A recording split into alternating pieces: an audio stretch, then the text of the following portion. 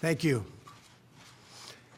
When I came into office, I promised to look at the world's challenges with open eyes and very fresh thinking. We cannot solve our problems by making the same failed assumptions and repeating the same failed strategies of the past. Old challenges demand new approaches. My announcement today marks the beginning of a new approach to conflict between Israel and the Palestinians.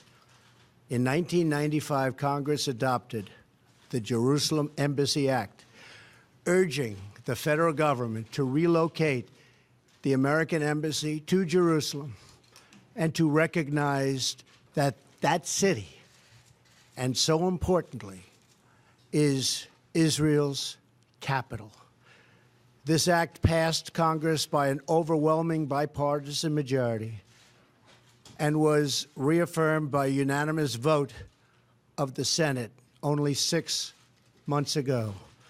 Yet for over 20 years, every previous American president has exercised the law's waiver, refusing to move the U.S. Embassy to Jerusalem or to recognize Jerusalem as Israel's capital city. Presidents issued these waivers under the belief that delaying the recognition of Jerusalem would advance the cause of peace. Some say they lacked courage, but they made their best judgments based on facts as they understood them at the time. Nevertheless, the record is in. After more than 2 decades of waivers, we are no closer to a lasting peace agreement between Israel and the Palestinians. It would be folly to assume that repeating the exact same formula would now produce a different or better result. Therefore, I have determined that it is time to officially recognize Jerusalem as the capital of Israel. While previous presidents have made this a major campaign promise, they failed to deliver. Today, I am delivering. I've judged this course of action to be in the best interests of the United States of America and the pursuit of peace between Israel and the Palestinians. This is a long overdue step to advance the peace process and to work towards a lasting agreement. Israel is a sovereign nation with the right, like every other sovereign nation, to determine its own capital. Acknowledging this is a fact is a necessary condition for achieving peace. It was 70 years ago that the United States, under President Truman, recognized the State of Israel. Ever since then, Israel has made its capital in the city of Jerusalem, the capital the Jewish people established in ancient times. Today, Jerusalem is the seat of the modern Israeli government. It is the home of the Israeli parliament, the Knesset, as well as the Israeli Supreme Court. It is the location of the official residence of the Prime Minister and the President. It is the headquarters of many government ministries.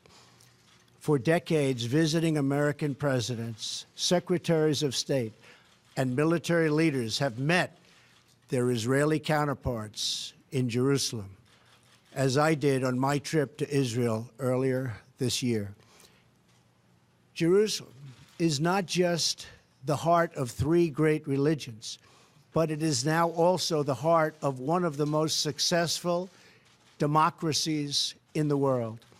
Over the past 7 decades, the Israeli people have built a country where Jews, Muslims, and Christians, and people of all faiths are free to live and worship according to their conscience and according to their beliefs. Jerusalem is today and must remain a place where Jews pray at the Western Wall, where Christians walk the Stations of the Cross, and where Muslims worship at Al-Aqsa Mosque.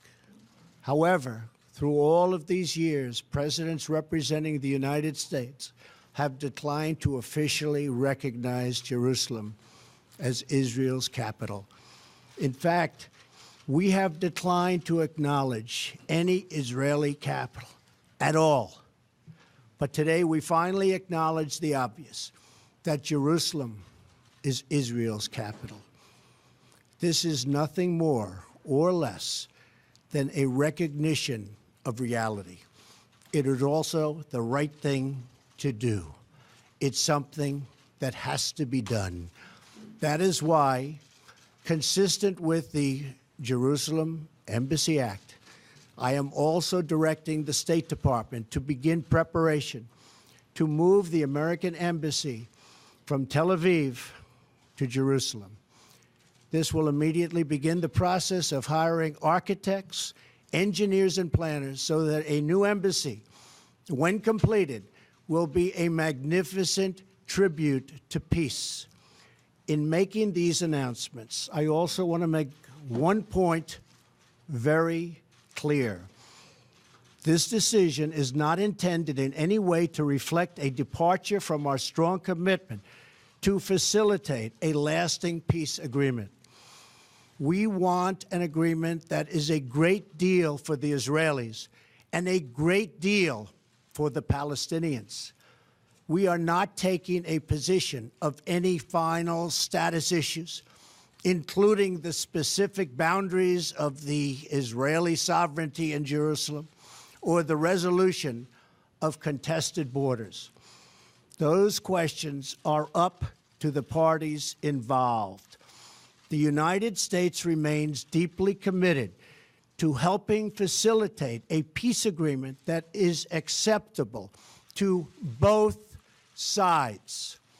I intend to do everything in my power to help forge such an agreement. Without question, Jerusalem is one of the most sensitive issues in those talks. The United States would support a two-state solution if agreed to by both sides. In the meantime, I call on all parties to maintain the status quo at Jerusalem's holy sites, including the Temple Mount, also known as Haram al-Sharif. Above all, our greatest hope is for peace, the universal yearning in every human soul. With today's action, I reaffirm my administration's longstanding commitment to a future of peace and security for the region. There will, of course, be disagreement and dissent regarding this announcement.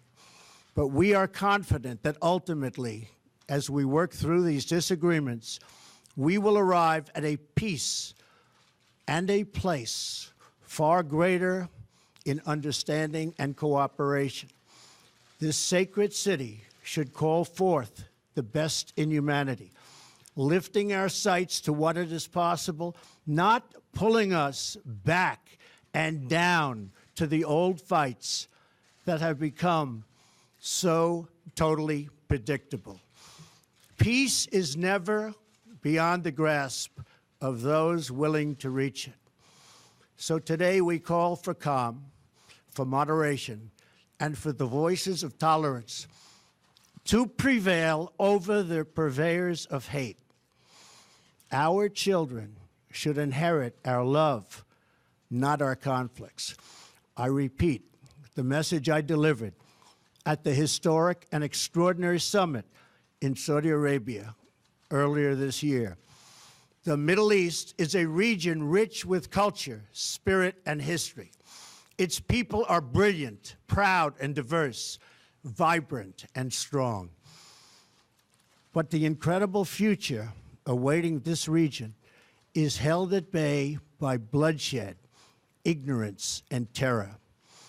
Vice President Pence will travel to the region in the coming days to reaffirm our commitment to work with partners throughout the Middle East to defeat radicalism that threatens the hopes and dreams of future generations. It is time for the many who desire peace to expel the extremists from their midst. It is time for all civilized nations and people to respond to disagreement with reasoned debate, not violence. And it is time for young and moderate voices all across the Middle East to claim for themselves a bright and beautiful future. So today, let us rededicate ourselves to a path of mutual understanding and respect. Let us rethink old assumptions and open our hearts and minds to possible and possibilities. And finally, I ask the leaders of the region, political and religious, Israeli and Palestinian, Jewish and Christian and Muslim, to join us in the noble quest for lasting peace.